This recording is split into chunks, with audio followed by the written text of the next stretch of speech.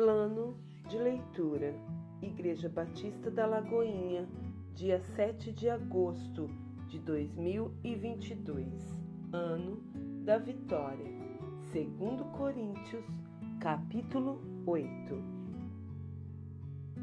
Também, irmãos, vos fazemos conhecer a graça de Deus concedida às igrejas da Macedônia, porque, no meio de muita prova de tribulação, manifestaram abundância de alegria, e a profunda pobreza deles superabundou em grande riqueza da sua generosidade, porque eles, testemunho eu, na medida de suas posses e mesmo acima delas, se mostraram voluntários, pedindo-nos com muito rogos a graça de participarem da assistência aos santos. E não somente fizeram como nós esperávamos, mas também deram-se a si mesmos, primeiro ao Senhor, depois a nós, pela vontade de Deus. O que nos levou a recomendar a Tito que, como começou, assim também complete esta graça entre vós. Como, porém, em tudo manifestais superabundância, tanto na fé e na palavra, como no saber e em todo cuidado, e em nosso amor para convosco. Assim também abundeis nesta graça. Não vos falo na forma de mandamento, mas para provar, pela diligência de outros, a sinceridade no vosso amor. Pois conheceis a graça de nosso Senhor Jesus Cristo, que, sendo rico, se fez pobre por amor de vós, para que, pela sua pobreza, vos tornasseis ricos. E nisto dou minha opinião, pois a vós outros, que desde o ano passado principiastes não só a prática, mas também o querer, convém isto: completai agora a obra começada, para que, assim como relevantes prontidão no querer, assim a leveis a termo, segundo as vossas posses. Porque, se há boa vontade, será aceita conforme o que o homem tem, e não segundo o que ele não tem. Porque não é para que os outros tenham alívio e vós sobrecarga, mas para que haja igualdade, suprindo a vossa abundância no presente, a falta daqueles, de modo que a abundância daqueles venha a suprir a vossa falta. E assim haja igualdade, como está escrito: o que muito colheu não teve demais, e o que pouco não teve falta. Mas graças a Deus, que pôs no coração de Tito a mesma solicitude por amor de vós, porque atendeu ao nosso apelo e, mostrando-se mais cuidadoso, partiu voluntariamente para vós outros. E com ele enviamos o irmão, cujo louvor no Evangelho está espalhado por todas as igrejas. E não só isto, mas foi também eleito pelas igrejas para ser nosso companheiro no desempenho desta graça ministrada por nós, para a glória do próprio Senhor e para mostrar a nossa boa vontade, evitando assim que alguém nos acuse em face desta generosa dádiva administrada por nós, pois o que nos preocupa é procedermos honestamente, não só perante o Senhor, como também diante dos homens. Com eles enviamos nosso irmão, cujo zelo, em muitas ocasiões e de muitos modos, temos experimentado, agora, porém, se mostra ainda mais zeloso pela muita confiança em vós. Quanto a Tito, é meu companheiro e cooperador convosco. Quanto a nossos irmãos, são mensageiros das igrejas e glória de Cristo. Manifestai, pois, perante as igrejas, a prova do vosso amor e da vossa exultação a vosso respeito na presença destes homens. 2 Reis, capítulo 20 e capítulo 21. Naqueles dias, Ezequias adoeceu de uma enfermidade mortal. veio ter com ele o profeta Isaías, filho de Amós, e lhe disse: Assim diz o Senhor: põe em ordem a tua casa, porque morrerás e não viverás. Então virou Ezequias o rosto para a parede e orou ao Senhor, dizendo: Lembra-te, Senhor, peço-te, de que andei diante de ti com fidelidade, com inteireza de coração, e fiz o que era reto aos teus olhos, e chorou muitíssimo. Antes que Isaías tivesse saído da parte central da cidade, veio a ele a palavra do Senhor, dizendo: Volta e diz a Ezequias, príncipe do meu povo: Assim diz o Senhor, o Deus de Davi teu pai: Ouvi a tua oração e vi as tuas lágrimas. Eis que eu te curarei. Ao terceiro dia subirás à casa do Senhor. Acrescentarei aos teus 15 anos. Acrescentarei aos teus dias 15 anos, e das mãos do rei da Assíria te livrarei, a ti e a esta cidade, e defenderei esta cidade por amor de mim e por amor de Davi, meu servo. Disse mais Isaías: Tomai uma pasta de figos. Tomaram-na e a puseram sobre a úlcera, e ele recuperou a saúde. Ezequias disse a Isaías: Qual será o sinal de que o Senhor me curará e de que ao terceiro dia subirei à casa do Senhor? Respondeu Isaías: Ser-te-á isto da parte do Senhor como sinal de que ele cumprirá a palavra que disse. Adiantar-se-á a sombra 10 graus ou os retrocederá? Então disse Ezequias: É fácil que a sombra adiante 10 graus. Tal, porém, não aconteça, antes retroceda 10 graus. Então o profeta Isaías clamou ao Senhor e fez retroceder 10 graus a sombra lançada pelo sol declinante no relógio de Acaz. Nesse tempo, Merodach-Baladã, filho de Baladã, rei da Babilônia, enviou cartas e um presente a Ezequias, porque soube que estivera doente.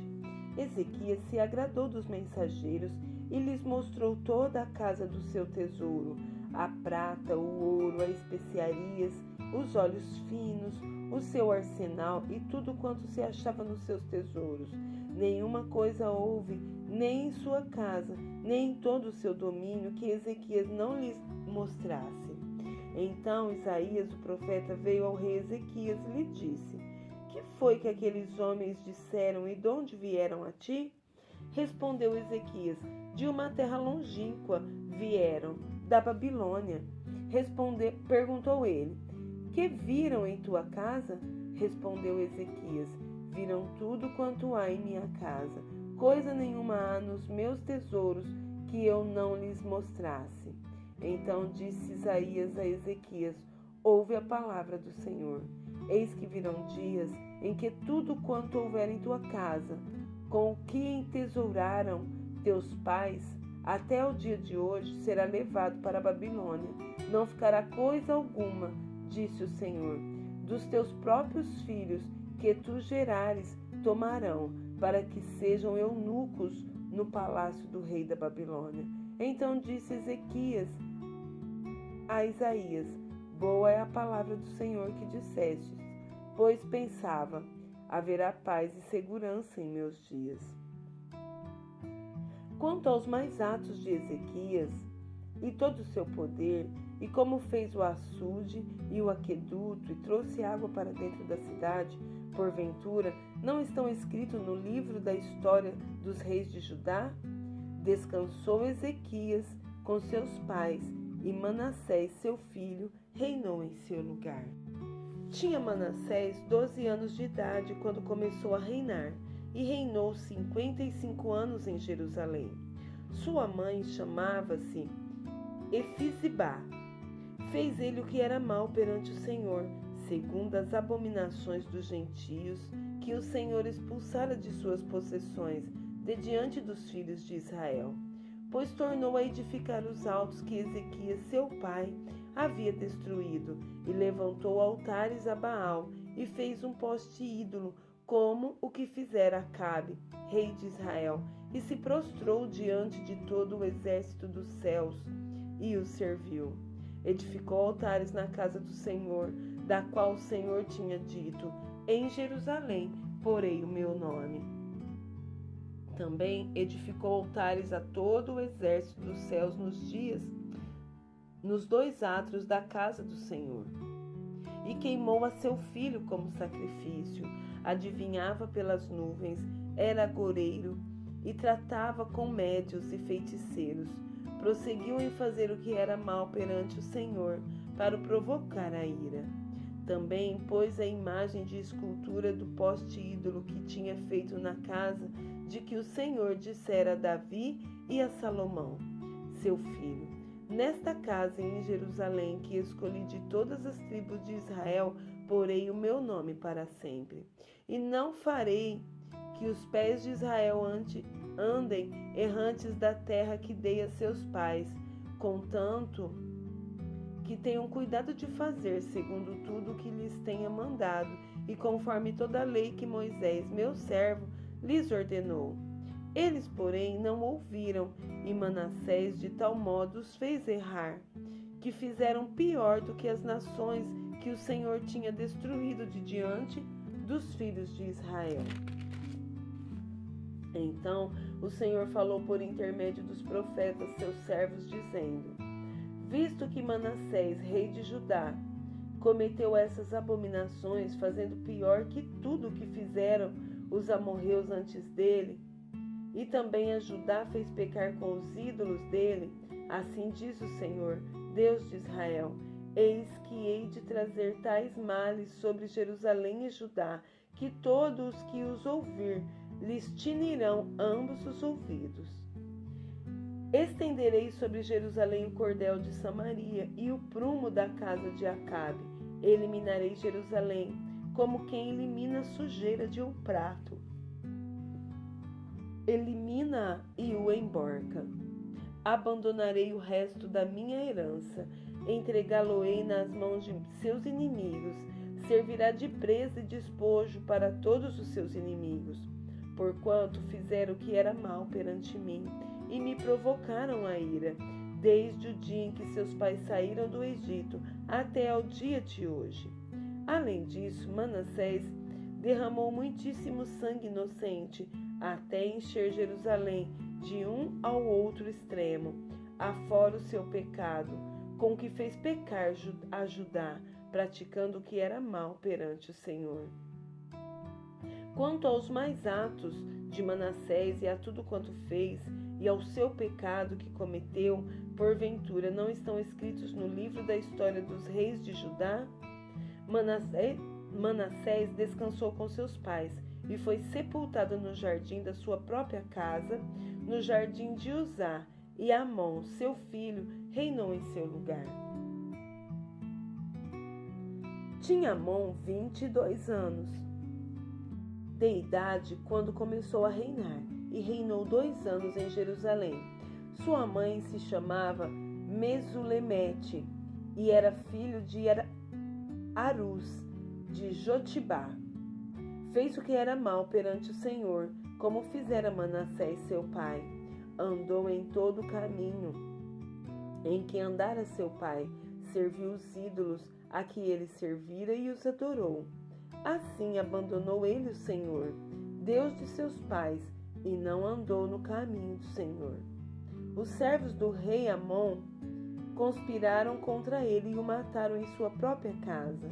Porém o povo da terra feriu todos os que conspiraram contra o rei Amon e constituiu a Josias, seu filho, rei em seu lugar. Quanto aos mais atos de Amon e a tudo o que fez, porventura não estão escritos no livro da história dos reis de Judá? Foi ele enterrado na sua sepultura, no jardim de Uzá, e Josias, seu filho, reinou em seu lugar. Naum, capítulo 2. O destruidor sobe contra ti, ó Nínive.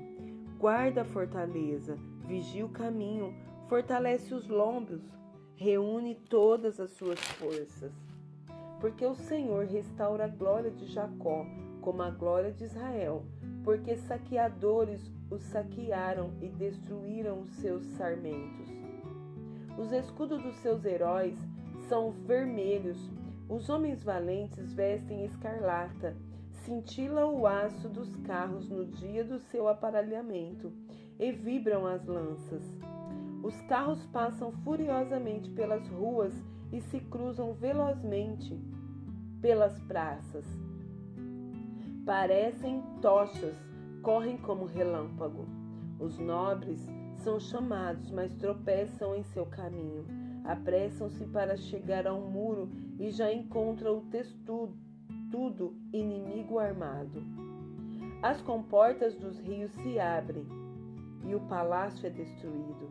Está decretado. A cidade rainha está despida e levada em cativeiro. As suas servas gemem como pombas e batem no peito. Nínive, desde que existe, tem sido como um açude de águas, mas agora fogem. Parai, parai. Clama-se, mas ninguém se volta. Saqueai a prata, saqueai o ouro, porque não se acabam os tesouros. Há abastança de todo objeto desejável. Há vacuidade, desolação, ruína. O coração se derrete, os joelhos tremem, em todos os lombos a angústia, e o rosto de todos eles empalidece. Onde está agora o covil dos leões e o lugar do pasto dos leõezinhos, onde passeavam o leão, a leoa e o filhote do leão, sem que ninguém os espantasse?